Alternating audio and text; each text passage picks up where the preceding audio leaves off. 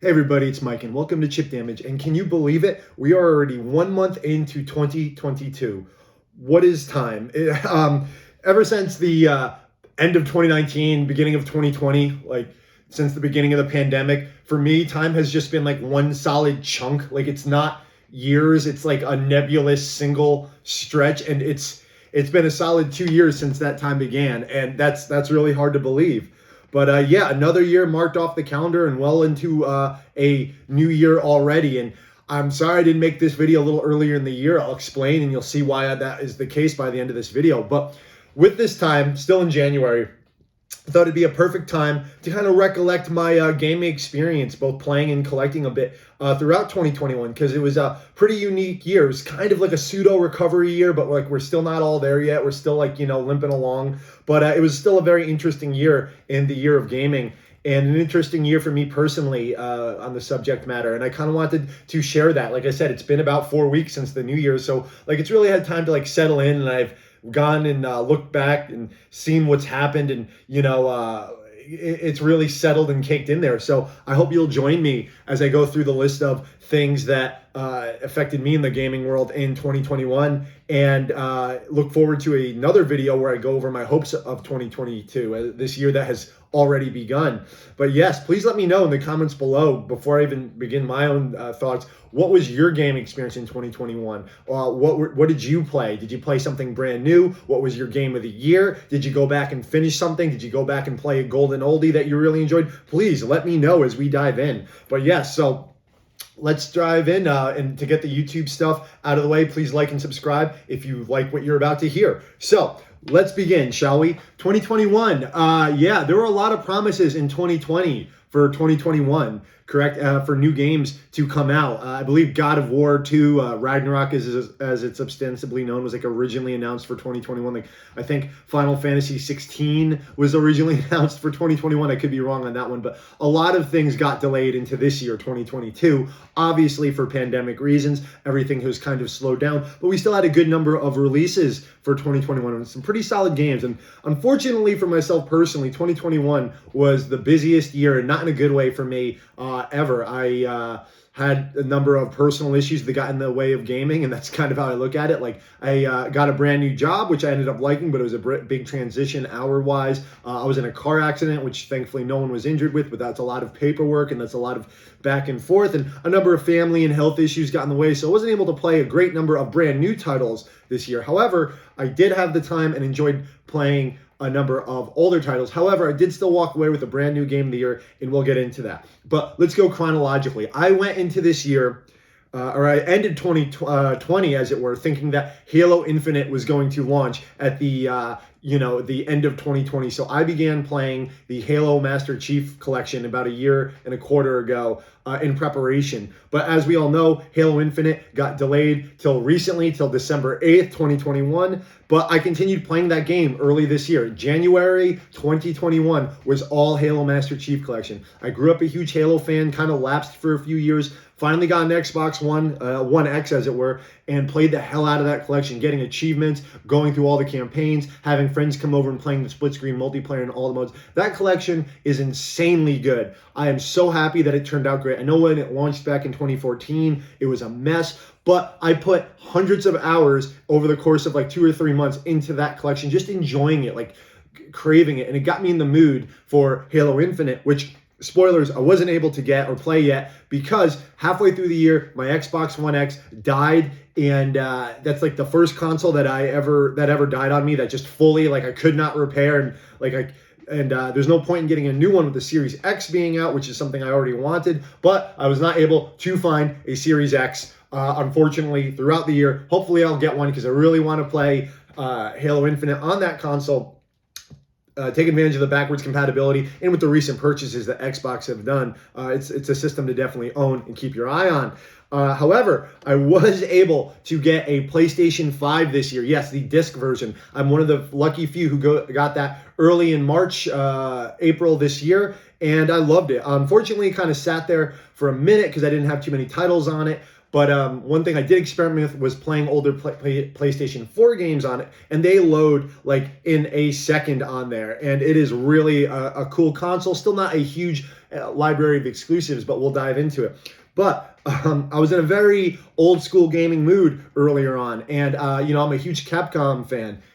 And one franchise that I have very limited experience in is the Onimusha franchise, which I always was curious in but never had a chance to actually play. So, for whatever the reason, there was a gap in releases. I wasn't interested in too much coming out earlier in the year. I decided to play on my brand new PlayStation 5, the Onimusha remaster that was made for PS4. Yes.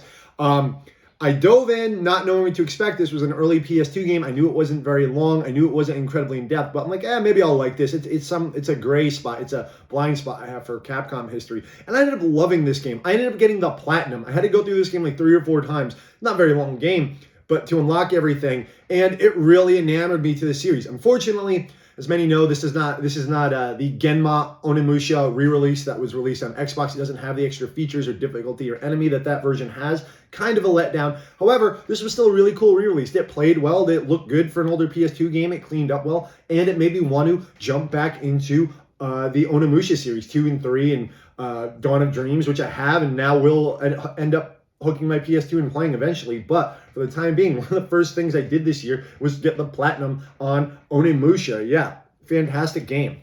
And on that note, I guess I was in a PS2 game mood earlier in the year because I decided to go back and play one of my favorite games of all time, and that is Okami. The HD release, played this PS4 version on my PS5. I don't know why. I'd been like, this game is now 15 years old, 16 almost. And I decided to go back and play the HD version, and I ended up re-loving this game. In fact, loving it more than when I first played it. I have patience as an adult now, and I really dove into this. I ended up getting the platinum. It took me actually months because I started this like in March or April, and then I finished it like a game came out. We'll talk about that next. That cut it in the middle, and I didn't get back into this until December, but I ended up getting everything. Everything you can get in this game. This game is one of the most timeless games of all time. I like this game more than any Legend of Zelda game. And I'm a decent Zelda fan, but I really think that in terms of 3D Zelda, Okami did it better than any of them, which is funny because Capcom is one of the few third-party developers that made Zelda games other than Nintendo. These are the Oracle of Ages, Oracle of Seasons, and Minish Cap, all made by Capcom staff. And this was directed by Hideki Kamiya, who'd be the head of Platinum Games later on, the creator of Devil May Cry and Bayonetta. So this game is made by masters of the craft. It holds up. It's one of my favorite games of all time. This HD collection was a treat to go through again in higher definition and get that platinum. Still confirming it in my top 10 favorite games of all time. Took up a good amount of time to do that, but I loved it. Can't say enough good things about Okami. But let's talk about a brand new game. Still from Capcom, however. The first game that I actually got with my PlayStation 5 was this gem right here, the Devil May Cry Special Edition. Yes, now, as you guys all know, I'm a huge Devil May Cry fan. It's one of my favorite franchises of all time. And I loved Devil May Cry back when it released in 2019 on the PS4. However, one gripe I had with it was the load times. And I don't say this often, but it wasn't like their length, but the sheer amount of load times in that game was insane. Like, every time you go through the menu or back out of the menu, there's like a quick loading, and it adds up, and it was annoying. And after beating that, I remember that sticking in my brain, making me not want to replay it. Well, when I heard they were finally doing a special edition, as they often do with these games, for DMC5, for PS5, it was going to look better, run better, and of course, load quicker, I picked it up immediately. Now, I didn't go through the game thoroughly and get the platinum or anything, but I ended up re-beating this game, and I loved it even more on the PS5. This is the version to get. Of course, you have playable Virgil, fan favorite character, one of the greatest video game rivals of all time, and it runs, everything's just a little smoother because it's a pretty graphically intense game. And I did it pretty quickly because I already knew what I was doing and where I was going. I think I beat it in 2 or 3 days. But this game was excellent and really a showcase of the gap between PlayStation 4 and 5. Like, I know that if you set this game to 120 frames, it doesn't run as smooth as it should, but it's pretty crazy that an early PS5 game can even like shoot for that. And I would definitely check this out. Like, if you have a PlayStation 5 or an Xbox Series X and you haven't played this game, get this edition. And if you are a big fan of the old one, this version is worth picking up. It has the extra DLC, and just the fact that you're probably going to shave 3 hours off your total playtime, just cutting those load times, definitely worth checking out. It's not expensive either. I think it launched at $40. It's probably going for like $20 now. But yeah, Devil May Cry 5 Special Edition, my first PlayStation 5 game. Not an exclusive, not exactly, but the first thing I had with that little white label made me feel like a real PS5 owner. But, and yet again, sticking with Capcom, the big game of the year, for me, the biggest release of this year was this gem right here, Resident Evil Village, Resident Evil 8. Yeah, I was waiting for this. I'm a big Resident Evil fan, and Resident Evil 7 is one of my favorite games of the last generation. And 8 had high expectations. There was a delay, I believe, for it, and it finally released in March, and in May. And I ate this game up. Went through it 2 times, and at the end of it all, I don't think it was quite as good as Resident Evil 7. Of course, it lacked the impact because this is like the second one, right? Like this happens. Like Mega Man 9 comes out, it makes a huge impact with its retro gameplay and look, and then 10 comes out and it's good, but it's more of like just kind of the same stuff. And that just happens. Like there's other releases where something comes back and then it has a sequel and it's not as impactful, but it's still really solid. And that's kind of what Resident Evil 8 was. Like this game I enjoyed the hell out of. It's a bigger game than 7. It's more bombastic and insane, and I really enjoyed it. I remember like there was some discourse over the fact that the fan favorite character like Lady Dimitrescu was like false advertising. She's not the main villain, but like I don't understand that. Like in the trailers, you clearly see her answering to someone as a boss. So I knew she was just going to be like a mini boss, like a minor character. And, she was never my type anyway. And it was kind of embarrassing how like into her the fan base was. But regardless, solid game. Mercenaries mode in this came back. Love that. Hard as hell in the factory levels. Never got ever. That's kind of holding me back from getting the platinum in this game. But I love this game. And I gotta say, like, out of the brand new releases that actually released in 2021, this may have ended up being the best game. I guess this is it, guys, my game of the year in a way, because I played a lot of older releases from prior years this year. But I think Resident Evil 8 was one of the better games I played this year. Like I said, not my favorite Resident Evil, but if it's still something to say, like, it was a good follow-up to Resident Evil 7, a game that I loved so much. But yeah, definitely check it out as a Resident Evil fan. There's still DLC coming out for this. It's kind of nuts. We're almost, it's not, let's see, it's not quite a year yet, but it'll probably be a year before the DLC comes out for this. It's quite a while to wait. But we must move on. One of the new games here that I do not have physically, I have digitally, that I enjoyed on my PlayStation 5 was Spider-Man Miles Morales. Now, I loved it. It was a quick game. Yes, it was a side project. It is kind of like Spider-Man 1.5 or even like 1.4, where you get to play as Miles Morales in like a snowy part of New York right after the events of the original Spider-Man PS4. However, as someone who is a huge comic book fan, I'm actually not the biggest fan of Miles Morales. Not for the character himself, but like his rogues gallery, kind of the lore surrounding him, the characters. They're not really fleshed out, even though the character has been out for like a decade. Like there's not like many essential Miles Morales stories. Now, many would say that Enter the Spider-Verse was kind of like his breakout, and I think that movie's good. I love the art style more than I love the actual plot. But yet again, that didn't endear me to the character. However, this game endeared me to the character. Spider-Man Miles Morales, the game, I think is the best story that focused on Miles that he has. And I really ended up enjoying the character, playing as him, and just the game itself. The story was good. It had some heart. Miles is still mostly fighting Peter's villains. Like he's starting to have a burgeoning rogues galleries in the comics, but he's still mostly in other media fighting like alternate versions or even like just Peter's villain straight up. But this game kind of did it right, and I think it's a great introduction for the character of the greater world, even better than Spider-Verse in some ways. I think the controls were good. I think the combat was amazing. I love Miles's new powers of like an electric touch as well as invisibility. I think he plays differently enough, even though he's still Spider-Man. Like he's a kid, and they still kind of emphasize that he doesn't know what to do with his own body yet, with his new powers in a way. Like he kind of flips around in a certain way, web slinging, like without confidence. He's not a scientist quite like Peter. Like he's a smart kid, but he doesn't have like years of experience, so he doesn't have the gadgets. So he focuses more on his physical abilities. Like I said, the electric venom touch as well as invisibility. Solid game. I think I beat it in under 12 hours, but there's plenty of collectibles to kind of get, and side stories I had not explored yet, which I expect to. It's a beautiful game, cool characters, and it came with Spider-Man Remastered, the PS5 version of Spider-Man 4, which is digital only, and you can only get if you have the ultimate version of Miles Morales. You can't buy it separately. Real weird, but it was a good year for Spider-Man games. Miles Morales, solid pick if you have a PS4 and PS5. But as we got further into the year, let's get my fighting game homies. You know I'm an FGC guy, and I love just about every fighter out there. The big one that was released this year, of course, Guilty Gear Strive. This game is divisive in a lot of ways. Number one, we got to get this out of the way. It is gorgeous. There's no one who could say the design of this game isn't beautiful. Big character models, 3D models that look like 2D, which they've done prior with Guilty Gear Xrd and Dragon Ball FighterZ, but really exemplified here. Big, beefy characters. Everyone's kind of like put on some muscle, kind of hit the gym, even the females. And I think that most of the designs are very appealing, very attractive. So I was a big fan of that. However, this is a intentionally simpler game than prior Guilty Gears. They removed the Gatling. And to people who don't know what that is, Guilty Gear kind of had a system where if you kind of went around the button pad, like if you just hit like square, triangle, X, circle, like in a certain order, you would just do a combo. And it was odd. They took that out, so it kind of makes the game feel a little clunkier in a certain way, which is odd. Like, I don't know if that translates it to it being more accessible, but it is a different feeling Guilty Gear. Am I a fan of that? To an extent, I'm a fan of this game. I thought it was pretty good. My gripe with it is that it is still early. I think it launched with 15 characters, which to most fighting games would be, especially established franchises with this, would kind of be unacceptable. Like Street Fighter V launching with 16, I think was unacceptable for the size of that franchise. But Guilty Gear is still kind of niche. And these characters are diverse. There's no clones. Like, everyone in Guilty Gear is a weird wacko, and I give them a pass for that. And they announced that there would be more DLC characters, of course, in the future. And we have a number of them now.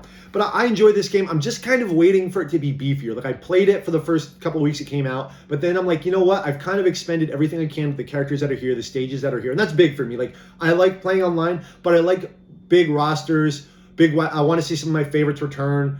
Guilty Gear never had a huge roster. I think the biggest one ever had like 27, 28, but I'd like to see some of those characters return. I want some more stages. But of course, the music is fantastic, and this has tracks from throughout the Guilty Gear history, and that's the best thing about it. Like, you can unlock some incredible music in this. It's something that I bop to in my car all the time. I'm a big fan of heavy metal and punk rock, and there's plenty of that in this game. And something I must say, as far as designs, something that this has over its predecessor, the Xrd series, I think the new characters in this are fantastic for the most part. Guilty Gear Xrd had some great new characters like Jacko and Leo, but like some of the others like Coom Hayden and Bedman and Raven, I thought they were kind of lame, and they don't return in this, so I guess I wasn't the only. I'm sorry if those were your favorites, but since they don't return in this, I guess they weren't anyone's favorites. Like, cool ones did return, like I said, Leo and Jacko and stuff. And the two new characters introduced in the very beginning at launch were Nago Ryuki and the girl with the wolf. I forgot her name. Damn, I'm sorry. But everyone knows. Like, I think those are still very cool characters. Like, the character models them are very cool. They're very original characters. Like, Nago Ryuki is a giant vampire samurai, and I think that's very cool. And the other girl is like a martial artist secret agent with a spectral wolf that helps her fight. Like, they're just cool looking characters, and I think that's tough. Like, new characters to an established franchise are always Giovanna. That's her name. It just popped in my head. But like, there's something to be said about new characters in franchises where some stick and some don't. Like, think of Street Fighter. Like, Rufus didn't stick. Jury did. Of course, sex appeal has a part to play with that, but like, there's got to be more to it. They got to look cool and they got to play cool. And as they go further on, there's some interesting points. Like Goldman, I believe his name is, the DLC character. There have been a number of DLC characters. It's kind of cool. Happy Chaos, weird character, still got to play as him. But when that DLC is all firmly out, like Season 1, I'm going to jump back into this, see what I think about it. Like I said, I just think it's a great-looking game. A little clunkier than the old Guilty Gears, but still good. But still has a great soundtrack. Just kind of thin at the beginning. A little too few characters and stages. So this game can grow into be something incredibly amazing. I miss instant kill attacks. But of course, there's going to be revisions and expansions to this throughout the years. So as a starting point, solid. Guilty Gear Strive. Fantastic. And while we're on that note, let's stick with fighting games, but move back to my beloved Capcom with Street Fighter V. Why am I bringing up Street Fighter V? Well, I've been playing this game since it came out, which is just about next week or 2 weeks from now, going to turn 6 years old. Can you believe we've been living with Street Fighter V for 6 years? And I can do a whole video on this, but Street Fighter V launched terribly 6 years ago, back in 2016. But for the most part, it had turned it around. I don't think it'll ever reach the heights of popularity and kind of belovedness that Street Fighter 4 had, and eventually Street Fighter 3 had. But it'll never reach like the financial success and kind of impact of Street Fighter 4 because of the first 2 years of this game's launch. But I think at the end, it did turn around and make this a great fighting game. I played it throughout the years. I love it. I still have a good time. It won't be as memorable in my mind as other fighters, but it was solid, and that's all that matters. And I got my new main in this, Cody. However, it ended kind of, for me, on a weird note. The last season was announced, season 5, which was very exciting because we thought it was going to end with the season prior to that. But the last announcement was kind of hyped up as like a new mystery character. Everyone thought it was going to be a guest character. Like the first 4 characters, Rose, Dan, Oro, and Akira, were announced, and they were kind of, pretty hyped. Weird picks. And Akira's a very cool pseudo guest character from rival schools. So like, who's this 5th character they're hiding? It's going to be someone cool. I was hoping for Terry Bogard because multiple reasons SNK and Capcom seem to be more popular, friendly now, and SNK is gaining popularity with, Samurai Showdown, Terry being in Smash and KOF 15 coming out. However, that was not the case. I didn't get Terry. It wasn't Kyo. It wasn't a guest character. It was a brand new character, Luke, who is fine to play as. I have played as since then. Kind of fun to play as, I will say that. But visually, very boring, very indistinguishable from some other members of the cast. He kind of looks like a slimmed down Abel or like Guile. He's just like another white blonde dude fighter. But yeah, not terrible. I was very mad at the announcement at the time. But his gameplay is what matters. And he plays very well, but it wasn't like the big bang that we needed to go out on. The excuse they use is he will be an integral part of Street Fighter 6. We're assuming something like how Alex is kind of the main character of Street Fighter 3. But like, that's not... We'll have to wait and see how Street Fighter 6 implements it, but it's like, it wasn't the grand finale we were kind of all expecting. It's a segue for sure, but I think we were, a lot of fans, and myself included, were expecting more of a pop. But now the game is basically complete. There will be a few more stages and costumes and probably a few more balance tweaks for the upcoming year. Maybe further into that, but probably just for the end of this year. But all the characters, as far as we know, are released, with Luke being the last. I think that was an odd way to go out, but at the end of the day, it's still a game with a 46 character roster, counting 11.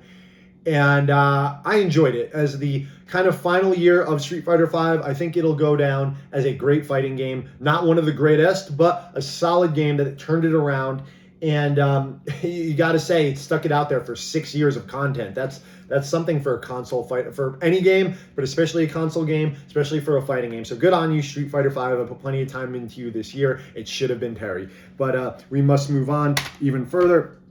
We're going to jump over a little bit to the Switch for a bit. Now, I have a Nintendo Switch, and even though it is not the most powerful piece of hardware, I truly do love this thing for its diversity of titles. Like, people don't give the Switch enough credit, I think, for that. It's not just a Mario and Zelda and Smash machine, as many people kind of view some Nintendo consoles.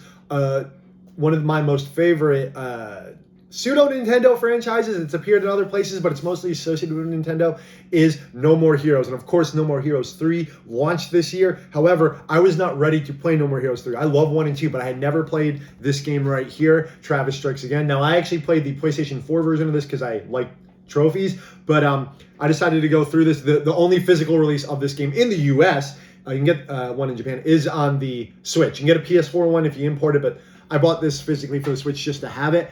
And I forced myself through this game. It is very interesting.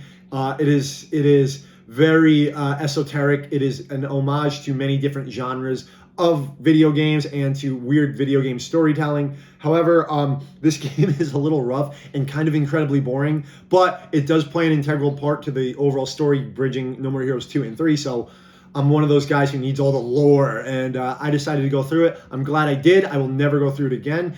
Just say this: anyone who's a fan of Shadows of the Damned, the Xbox 360 and PS3 Suda51 third-person shooter, please check this game out. I won't go into too much detail, but if you are a fan of that, you must play this for some, well, you know what? I'm just going to say it. There's some hints to the future of Shadows of the Damned in this, and maybe some characters appear. So please check it out for that. But this game was hard to get through, not because it was super difficult, because it is kind of incredibly boring, but I forced myself through it so I can get ready for this game right here, which came out in August, No More Heroes 3. And I played the beginning of this, but I hate to say it, I had a personal tragedy that happened right in the middle of me playing this, and it kind of knocked me out of playing it. So I've only played the first few hours of this, despite how long I waited for this. You know, I'm sure some of you have had this, like, you're really into a game and something just kind of knocks you out of it and you're not in the mood to play it. Like, I want to be in a good mood when I play this, and I haven't come back around to this game yet. But from what I played, it's excellent. Of course, it's very punk rock. It's still not the best looking or running game in the world, but that's like part of the charm of No More Heroes. So far, the vibe is just right. There's a big gap between No More Heroes 2 and this game. So, like, does it retain the style? Absolutely. I've heard nothing but good things. I enjoy it, and I will be joining my boy Travis again sometime this year. So please look forward to me talking about that. But so far, So good, good so far, I must say. No More Heroes 3, which was my most anticipated game for the Switch, but then I ended up not playing it. But there was a number of other Switch games I played this year. Like I said earlier, Capcom and SNK are in better relations than they were in years prior. So this was released. A number of NeoGeo Pocket Color games were released for download on Switch, and they were put onto a collection of games, and then that was released physically by Limited Run Games. So if you don't know what the NeoGeo Pocket Color was, it was a handheld that only weirdos like me had, that came out right before the Game Boy Advance, and had a number of fantastic fighting games and SNK games. So you had games like Metal Slug, King of Fighters, Fatal Fury, Samurai Showdown, The Last Blade, but the most popular title on there was SNK versus Capcom Match of the Millennium, which I had as a kid, but now I get to play on my television. What that is a fighting game just like Capcom vs. SNK, but chibi style, like high grade 8-bit, maybe like 16-bit. And I played the hell out of it because now I can play it with a controller on my television. You get to play as like little chibi Terry Bogard, my boy, versus Ryu. And it was very odd because like this was a very like I said, esoteric game that not many people played, but had some huge properties, and it got re-released in the modern era, and it was from a console that no one had. Very cool. So I played the hell out of that. Something I strongly suggest if you're a big fan of older school fighting games, and of kind of stylish, older looking games, go on your Switch and download any of the NeoGeo Pocket Color collection, because they are fantastic. There's like 10 of them on there. You can buy them separately, or you can get them all digitally in this collection, the NeoGeo Pocket Color Selection Volume 1. And I'm looking forward to Volume 2. They're still releasing games for this, but this is 10 separate games on one collection. I have this digitally as well as physically. I need to do. And you'll get a number of great fighting games, as well as Metal Slug, first and second mission, fantastic run and gun shooters. But the gem out of all of them, well, I don't know if it's my favorite. Samurai Showdown 2 on this is also fantastic, but the most popular one, and one you got to check out if you're a fan of other franchise, is SNK versus Capcom Match of the Millennium on the Switch, originally released for the NeoGeo Pocket Color. Put a lot of time into that. And the Switch got a bit more love. In March and throughout the year, I finally got my hands on this, the Super Mario 3D World bundled with Bowser's Fury. So what is this? I was one of the 8 people that had a Wii U, and the big Mario title that launched for the Wii U back in 2013 was Super Mario 3D World. And it's an odd Mario title. Like, I don't know if it was kind of billed as something, as 3 things. A sequel in spirit to Super Mario 3D Land, a great game on the 3DS, which actually had 3D features. Like, this game doesn't have 3D features, but it played similar to this stylistically. It was kind of billed as the next multiplayer Mario in the vein of New Super Mario Brothers, but it's not 2D like that. It's mostly like kind of almost isometric 3D. And it was also kind of billed as the next big Mario game, like 3D game, after Galaxy, before Odyssey. And it's odd because it's none of those things and it's all of those things. It's kind of like its own thing. Is it like the Wii U Mario Galaxy? Like, Odyssey is on Switch, Galaxy is the Wii one, and 64 and Mario 64 and GameCube had Sunshine. Like, I guess this was the Wii U one, but like I said, it's also not. But it's an odd duck, and it's the only Mario game I never 100% completed, like all stars and collectibles. Just because I didn't play my Wii U that much, and the game like really wasn't my thing at the time. I wasn't in the mood for something like it. But earlier this year, it was released on the Switch and fantastically remastered, 1080. But the game runs faster. The game, like the running speed of the characters, was actually increased 30% because the old game was kind of slow, I must say. So it makes it way more fun for me. And I've been playing this. This game is great either alone or with 2 people. When you have 3 or 4, you can't see what's going on. Too much chaos, You can play as Mario, Luigi, Peach, and Toad, and Rosalina. And if you unlock her, and they each have different attributes. Some run faster, some jump higher, some have more traction, some float, just like in Mario 2. But I ended up liking this so much more on the Switch just because of that increased running speed. And, it's more fun to play on the Switch than the Wii U, because whenever you played the Wii U, it just felt dead, even when it was new. But there's a bonus on this, Bowser's Fury, a fully separate game, kind of a full 3D Mario adventure in the vein of Galaxy or Odyssey. And it's kind of odd. It's kind of like a quick, you could beat it in a few hours, 6 to 8 hours, and probably double that to complete it. You get cat shines instead of stars. And it's like kind of an open field, a big open field. You run around and avoid a giant Bowser who occasionally attacks you, and you use power-ups to kind of traverse the area and find all the the shines, as they were, and the cat bells. And a lot of people are saying it's kind of a tease of what's next to come from Mario, the next Odyssey, Odyssey 2 or whatever it is. And that'd be kind of cool. Hard to say, but it's still a very fun package. I'm telling you, get 2 games, one full-size game, like 3D World is big, 3D World is long, and one shorter but very fleshed out adventure with Bowser's Fury, which I really enjoyed. I ended up playing the hell out of that during my Christmas break just recently. Like I fully completed Bowser's Fury, and I fully suggest it if you're a Mario fan, but you weren't sure about it. Like, is 3D World any good? Like, or if you've only played a little bit of 3D World, it's definitely worth checking out. And to go back and jump into that game. I think this game deserved a second life. So I definitely put quite a bit of time to this.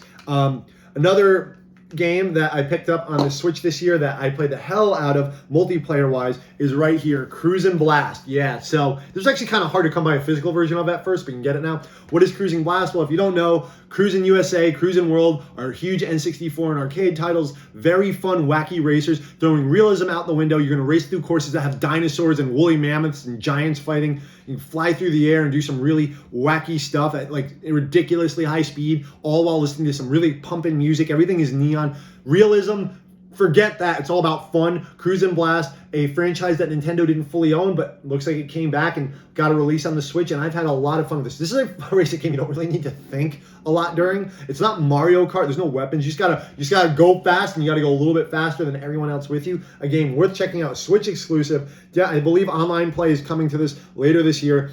Definitely worth checking out. There were a few other Switch titles that I got some multiplayer action with this year. It's got my multiplayer system. Played some of the new Mario Golf. It's good. It's not great. I was never the biggest Mario Golf fan. I know a lot of people had issues with the content level in it, but I played it a few months after it came out, and there's a bit more to do. Enjoyed Mario Golf Super Rush, I believe it's called. And then the new Mario Party, Superstars. Played the hell out of that. I love Mario Party 2. It's like my favorite Mario Party game. So the fact that my favorite stage, Mario Party, the Halloween level, like the horror level, came back on the Switch in beautiful HD. Fantastic. If you don't know, Mario Party Superstars is a remix of the best mini games from throughout the series and some of the best stages. Only 5 stages, kind of disappointing, but they're some of the best. Brought into one game on the Switch with a lot of options, like play GameCube games and 64 games, so on and so forth. Probably the best Mario Party in like 15 years, because Mario Party's kind of sucked for many, many years. But this one was fun. Hopefully they add more to it eventually. But, I was waiting for a game. This was a big year for Pokemon on the Switch, and I'm a Pokemon fan. I kind of go in and out of the franchise a lot. I was there at the beginning, fell out for a few years, come back, play this, play that. But this year, with the release, I missed the DS era entirely on the Pokemon. I kind of grew out of it by that time. But with the announcement of Pokemon Shining Diamond and Brilliant Pearl, or is it Brilliant Pearl and Shining Diamond? I always forget now. I think the first one's right. I was getting in that Pokemon mood, so I decided to dive back into the franchise and to kind of get ready for it. I'm like, let me play some of the ones I missed, and I ended up completing 2 Pokemon games this year before Brilliant Diamond came out. The first one ended up being maybe my favorite Pokemon game, and that is this one right here, Pokemon Heart Gold for the DS. Yes, I actually cracked out the DS. Oh, there goes Guilty Gear to play Pokemon Heart Gold. And I ended up loving this game to death. Pokemon Gold I am a Gen 2, like I started with Gen 1, but Gen 2 was my favorite. I think that some of the gens missed something. I missed some of the things that Gen 2 had that was stripped later. But going back and playing this DS remake, I'm like, will it be as good as the original? Let's see. No, in many ways it's better. I mean, a lot of people hold this as like their favorite, and there's a reason why. It's not just good as a Gen 2 nostalgia piece. It's a good game on its own. It has fantastic sprites. One thing I must say about the DS Pokemon games, I don't care what you think about the story or plot, the sprites, like the actual look of the world, very charming, very aesthetically pleasing. Play the hell out of this. Your Pokemon follow you outside of the Pokeball in this. You'd have a Pokemon, and I know it's a feature many people love that doesn't always return, and it's fully featured in here. This is based on the Osaka region of Japan. I loved it. Very Japanese looking.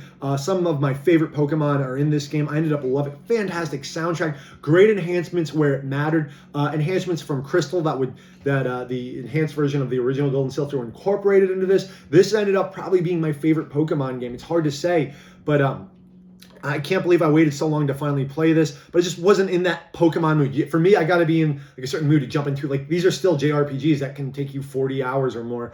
So I finally, and to play it on a handheld, like, so I cracked out my 3DS, which was compatible with this, played the hell out of this. But I wasn't done. I was thirsting for more. So Gen 3 is also one that I barely played back in the day. But I'm like, let me go back and play the remake of Omega Ruby. And I didn't know this before I played this, but people love this release of Omega Ruby and Alpha Sapphire, re-releases of the Game Boy Ruby and Sapphire original releases.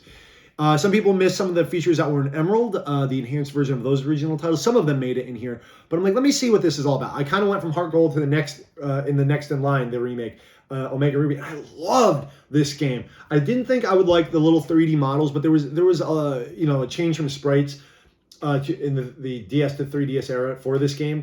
But I ended up really enjoying them. I think it looked very appealing, especially after I kind of got used to it. And I loved this game. It had fantastic music. Of course, there is the much-loved Delta episode, which is kind of like a prologue, extra new part of the game they add to this end-of-story content. And that part I loved it. It's wacky, it's crazy, and it has some great music. But I really enjoyed this. I like the area of Hoenn. I think they really brought it to love with this remake. This was made back in 2014, I believe. And it just has something to it. It was made yet again with heart. People who say that they just pump out Pokemon games, and don't really think about it, to some extent that's true. But sometimes, there's a lot of heart and love put in these. These are games for children at the end of the day. They're always going to be made for a younger audience. So for me as a grown man to really enjoy it, there was something there. And I didn't get bored. I played 2 of these long JRPGs, grindy, back to back, and I really enjoyed it. This ended up probably being my second favorite, Omega Ruby. I remember this game very much. My girl Zinnia is showing up at the end, and it made me really look forward to the next game I'm going to talk about. I got the double re-release of Brilliant Diamond and Shining Pearl, and I decided to go with Diamond because I like the selection of Pokemon in this. I looked at the list of them before. And to be honest with you, this came out in November. I haven't quite finished this yet. I'm 6 badges in, and this is a pretty divisive title. It's been called the low effort remake, and yeah, I can definitely see that because after playing Gold to Heart Gold and Ruby to Omega Ruby, and particularly the more recent Pokemon Yellow to Let's Go Pikachu, yeah, this doesn't quite have that level of care and kind of overhaul that those prior ones have.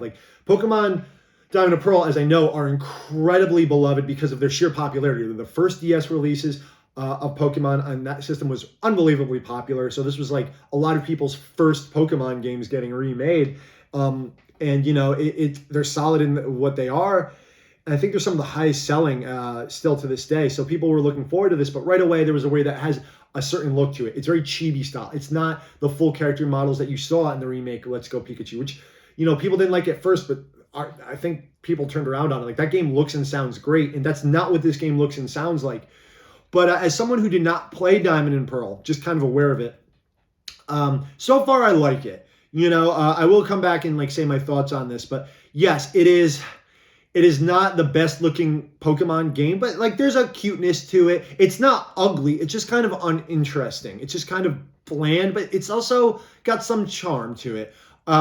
As far as this is an easier version because Pokemon consistently all level up in your party, experience all is on all the time and you can't turn it off, kind of negating some of the difficulty. That's true. But what I end up doing with this game is this is the perfect game for me to play when I'm getting my oil changed or if I'm in a doctor's appointment or if I'm traveling. It is mindless. You don't have to think about it. And that's probably not what hardcore fans of these games want. But for me, it's something very particular. I don't mind that because I play so many games. Sometimes I need the brain off game. If I'm sitting in my car waiting for something, okay, I can play this. And the story is very simple, most Pokemon games are. So I can kind of just know that I'm gonna go in and not get much resistance in this. There are some moments, there are some cool things about it. The battle system itself is still just as solid as ever.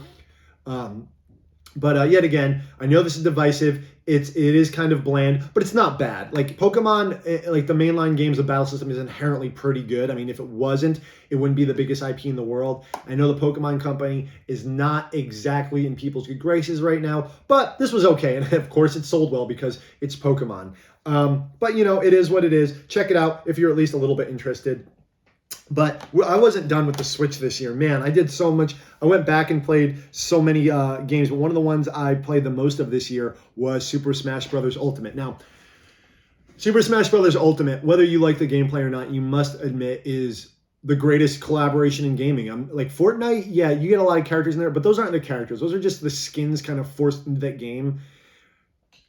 King Smash Brothers has a lot of thought put into each one of its characters and stages. Like it was made by fans for fans, and they're molded in beautifully. And this year, Super Smash Brothers Ultimate completed its roster. I believe 86 characters total with the final release of Sora. And let's think about this. This is a game where you could be Mario, Sonic, Donkey Kong, Simon from Castlevania, Bayonetta, Ryu from Street Fighter, characters from Fire Emblem and Persona, Cloud and Sephiroth from Final Fantasy, like the dude from Minecraft. Like it is insane that all these franchises from multiple parts of the world, from multiple decades, for multiple generations, get to all come together and it feels right. Like if you're a Final Fantasy fan and you pick up Sephiroth and you go to that stage, it has music from that stage. There's a little scene that plays out in the background. It feels right. If you're a Bayonetta fan, she feels like she's from Bayonetta. Like Sonic, same thing. Great soundtrack choices. Simon and Richter Belmont play like Castlevania counterparts would play.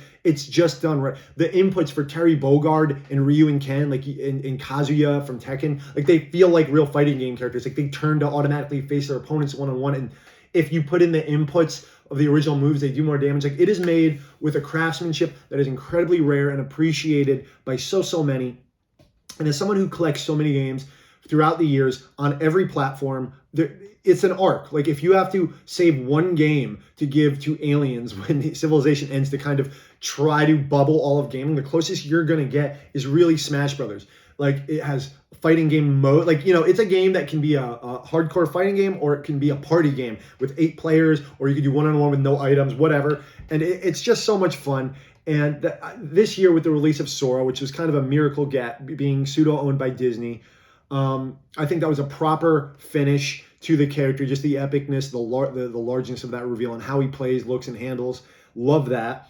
I'm like, it's done. Like 3 years, I was one of the first people in North America to play that game. I was at the E3 on the line for the first people to play it. And now 3 years later, it's over, and it's kind of nuts. I'm going to miss those Smash Brothers character announcements so much. But when it was all said and done, I'm like, all right, this game is done.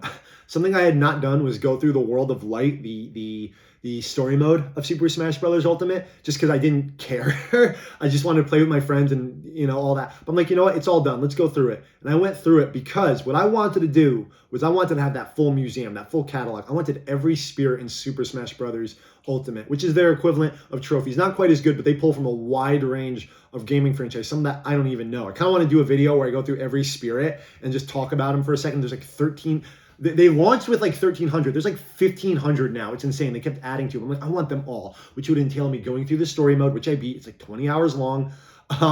And then, going through the spirit board. It took me a couple weeks, but I did it, baby. I got all like 1,560 some odd spirits, and one for Evil Ryu just came out for Street Fighter, 35th anniversary. So he's probably going to be like the last spirit, which is odd. But it took me some time, but it was worth it. I got every spirit, and now I go through that list of spirits, which I'll go through someday in a video. And you have like a catalog of many of gaming's greatest and some of the deepest cuts in gaming. So like when it's all said and done, between the characters, the stages, the music, the spirits, this is probably the final year of Super Smash Bros. Getting any major content update. Ultimate. The next game they've already said will not be as big. Maybe not even have Sakurai developing it, directing it.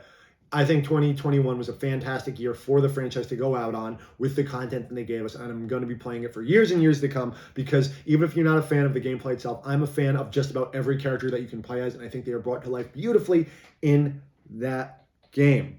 Which brings me to the end of the year, the final month. Well, just to say this right now, Pokemon Arceus has just released. I was looking forward to that. I did not pick that up this week. I will be picking that up later in the year. That is because right before the new year ended, last year ended, right before New Year's, in the break between Christmas and New Year's, I needed something to play on my PS5. A friend of mine knew this and decided to gift me a game. And what did he gift me? Because he knew I had a PS5, he wanted to give me exclusive, and that is Demon's Souls right here. Now, my history with the Souls franchise, with From Software. I grew up playing some great From Software games. I grew up playing the Otogi franchise on Xbox. Top 10 games of all time in my eyes. I don't know exactly where, but big impact on me. Armored Core, I played. Armored Core 4 and 4 Answer, made by From Software. I played Enchanted Arms, the first Xbox 360 JRPG was the first game I owned on that system, the first game I got all 1,000 achievement points in. Silly forgotten RPG by time, but like I'm just to show, like, I've had a history with the developer. And when Demon Souls first released on PlayStation 3, I was not big into the PS3 at the time. 2009 was a busy year for gaming, and I played the beginning of it, but my best friend platinum that game. He was always saying Souls, Souls, Souls. So when Dark Souls came out, Dark Souls 2, I felt behind, and I respected the franchise. I was so happy that the Great Moonlight Sword was in there, but I just never dove into it until Bloodborne came out, because when I bought my PS4 in early 2015, there were no games on it, but I had time, and I picked up Bloodborne because I'm like, hey, it's more of a spin-off, it's more of a side title, but it's still a full game, and I love the Gothic Victorian aesthetic. That was my favorite PS4 game. To this day, pretty sure Bloodborne, if you see my top 10 PS4 games, it's like my favorite PS4. I think it's one of the greatest games of all time. It's probably my third favorite game of all time. Bloodborne has everything I want from a video game, and I platinumed that thing. It was hard too. But for years, I still avoided the Souls franchise. I'm like, it's going to be, I knew what it was going to do to me. Bloodborne pulled me in a way few games did. I was thinking about it all the time at work, when I was on dates, when I was with my friends, when I want to go home and play Bloodborne. And I knew that's what was going to happen. And I just never had the time as a collector and as someone who plays their collection to go into these giant RPGs. Well, I had the time. Got Demon Souls. I'm like, you know what? What better way to start than playing the original Souls game in a new format, a more beautiful format on my brand new system. And my God, Demon Souls, man, it happened. I got absorbed. I love this game to death. Some say, this is a prototype for later Souls games. Yeah, of course it is. It's the first one, but it's still a full game in its own right and fantastic. Beautifully remastered by Blue Point Games. We're kind of remade, I would say, even like with how big the visual upgrade is. I would say remade from the sticks, from the skeleton, right? They're beautiful remakes of both Gravity Rush from Vita to PS4 and Shadow of the Colossus from PS2 to PS4. They did an even better job with this visually in my eyes. And I ended up platinuming this game in like 2 weeks. I could not put this down. I was craving it, thinking about it all the time. And that ended up leading me to why I haven't made a video in January, because I got sucked in by the Souls series. That's what I'm playing right now in preparation for the game I'm looking forward to the most this year, and that is Elden Ring, releasing at the end of February. Immediately, the night I finally got the platinum, I'm like, I want to play Dark Souls Remastered. Got Dark Souls Remastered from sitting on the shelf, beat that game, loved it, DLC and all, just as good. I didn't mind the visual downgrade from Demon Souls PS5 to Remastered. I know why people love these games, and you know what it is? It's like, they're so hard, they're excluding those. No, it doesn't talk down to you. Demon Souls, the Soul series respects you and doesn't hold your hand as a gamer. It knows that you're probably a savvy gamer if you pick this up. Most people do research before they pick up games, and rewards you for thoughtful play, and it has fantastic world design, really cool diverse set of enemies. That's why I like Souls. The world, the enemies, and the fact that I have to figure it out. There's they never tell you where to go, but you're never going the wrong way in a lot of ways. And dying is just part of it's not a setback necessarily. It's a learning. It gives me the same feeling that old platformers did, like Mario, Sonic, Mega Man. It teaches you to remember where the pitfalls are. You're going to fall into that hole the first time. You got to restart the level, come back, but you're going to learn each time. And that's what the Soul series is to me. It all wrapped up in a beautiful veneer of cool worlds and fun monsters and bosses to fight. So did this, beat Dark Souls 1 DLC. I'm working my way through Dark Souls 2 Scholars of the First Sin, which is a controversial title. It's a very interesting game that I'm playing through right now.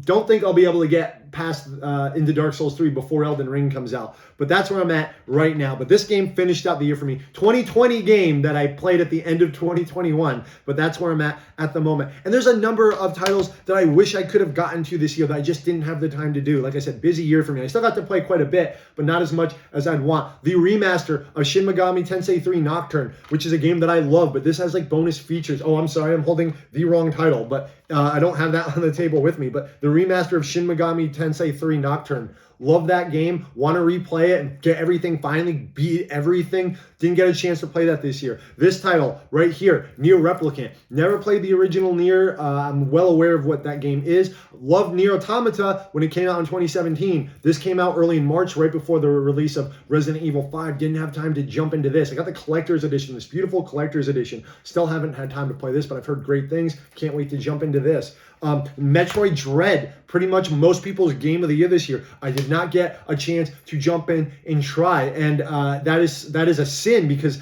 I like Metroid. It's not a series that I have a huge amount of history with, but from what I've played, I love, as well as PS5 exclusives like Returnal. That I'm starting to get interested in. The original pitch didn't really sell me, but I'm starting to like the look of it and more, and won a lot of Game of the Year awards. And then Halo Infinite. I'm the huge Halo mark. Like I said, I began this year playing Halo games. Haven't touched a minute of Halo Infinite. I've heard it's pretty solid, and I got to get to that. That's kind of how it is, man, when you're a collector who just loves all the genres and the systems and the PC. Some new games, some old games, you can't get to them all, and hopefully you get to play the ones you really like before you die. As far as collecting, I got some good stuff. Like I said, I've gone over in unboxing videos throughout the year. Nier Replicant Collector's Edition. This is probably the gem I got this year as far as collecting was. I got a boxed, complete copy of an original version of Pokemon Fire Red. When I was in my Pokemon phase, I was like, I need this. I don't have this. It was one of the gaps in my collection. This was a pretty penny. Well worth it because the prices skyrocketed even more. But this was kind of it. And man, 2021, kind of, an odd year because so many things got delayed and pushed, and it's still the pandemic, but it's starting to lighten up. 2020 was the swan song year for the prior consoles, so it was the best year in gaming in years. It was Final Fantasy VII Remake, Ghost of Tsushima, Last of Us Part 2. There were so many great games from people to like, and this year was kind of a stopgap. The first year of a new generation is always really weak. I didn't get a PS4 for a year and a half when it came out, but for what it was, there were some good games this year. They were all dual releases mostly, but with Resident Evil 8 and Metroid Dread and Returnal and Demon's Souls coming out at the tail end of 2020, there was some stuff to play this year for sure. Not the most bombastic year like the year prior, and hopefully 2022 has even more to play, more good titles, which I'm looking forward to, which I'll do in another video, my hopes for 2022, because guess what? I got a lot. But 2021, looking back on it now, I had a lot of fun. And I want to know, did you have a lot of fun? What was your game of the year? What games did you play? Like I said, did you play some oldies? Did you play some new ones? If you wanted a new console or a new graphics card for your PC, were you able to get it? Were you able to find it? Or the fact that all the chips are gone and those scams called NFTs are eating up even more chips, are they preventing you from getting a better graphics card or the console you want? Are you still hunting? Let me know. If you're a collector, what were some of the gems that you got throughout 2021? What was your kind of star piece? I want to know. I want to hear everything, and I'll respond to you as quickly as I can, because that's what I want this channel to be, a two-way channel between me and where I can tell you guys what I have, teach you some things, and you can teach me some things throughout the comments, because I love finding new information and new gems. So thank you for joining me as I spieled about the year that was 2021. Please look forward to my 2022 hopes and dreams videos, even though it's almost February. And please like and subscribe if you've liked hearing me talk for a while. Thank you for joining me. My name is Mike. This has been Chip Damage. Please take care of yourself.